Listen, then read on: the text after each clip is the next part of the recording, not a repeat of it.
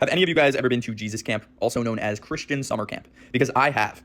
And it is insane. My parents were just like, oh, we're going to take you to camp. It's going to be so much fun. So at first I was excited, but then I find out that this place is 4 hours away in the middle of the mountains. The closest place to this camp was Walmart, and that was 2 hours away. So I get there, and the first thing they want from me is my phone. No electronics are allowed. My mind starts racing. How will I protect my class base? How will I not play Minecraft? And how will I not watch YouTube? What was Lil Marker to do? I am not going back with my parents 4 hours away. So I reluctantly hand over my phone. I then start meeting some of the other campers, where I quickly find out that there is a group of campers that is from Juvie, also known as Kids Prison. Apparently, my Jesus Camp offered a program that allowed kids from Juvie to go to the camp to get rehabilitated to go back into society. I'm not gonna lie, I was a little scared that whatever crimes these kids committed that got them into Juvie, they'd commit them onto me. But it wasn't them that I should have been afraid of. I should have been afraid of the Christian counselors. I walk over to my assigned cabin, and at this point, it is nighttime, right before all of the campers go to bed. I open the cabin door, and the cabin counselor says, "Welcome in, you're just in time for bedtime stories." So I unpack all my crap, get into my pajamas, and the counselor starts reading us a story from the Bible. He was talking about like eternal fire and suffering and death, and then he was just like, "Good night." I legitimately could not go to sleep after he read us that story. Fast forward throughout the week, we would wake up at 6 a.m.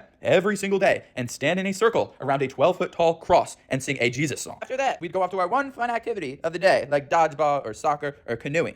But then that was it. We then had to go to church every single day for not 1 hour, but 2 hours. There was a segment of church where we would confess our sins, but if we confessed to anything, we would get in trouble. So I stopped confessing and I just started making shit up. I was just like, I just feel so bad because I think I love Jesus just a little too much. they'd just be like, no, Mark, that's a good thing. You can never love Jesus too much. Now, sprinkled throughout the day was our meals. And honestly, they were pretty good. Like, they were probably the best part of the camp. But 3 days in, I stopped pooping. At first, it wasn't really a problem. But about 2 days in, I started looking a little pregnant and feeling a little ill. I bring it up to my cabin counselor. I was just like, hey, I'm feeling a little ill. Do you have any medicine for me? Or like, can I see a nurse? I kid you not. He's just like, oh, I'm so sorry to hear that. We don't have any medicine, but like, we can pray for you. In my head, I was like, what's that gonna do? But later that day at church, I was brought onto the stage in front of all of the kids, and the priest was like, Mark can't poop. He's feeling sick. Can everyone pray for him? And the crowd went wild. All of the kids laughed. We're like, ha ha ha, he can't poop. Looking back, that was absolute public humiliation. I think they were trying to scare the poop out of me. Anyways, I go another 2 days without pooping or eating for that matter. And at that point, I was really ill. I couldn't even participate in the activities. I had to stay in the cabin. I'm pretty sure you can die from that. But thank God, one of the kids from Juvie was in my cabin because he was just like, hey, I got you. This happens in prison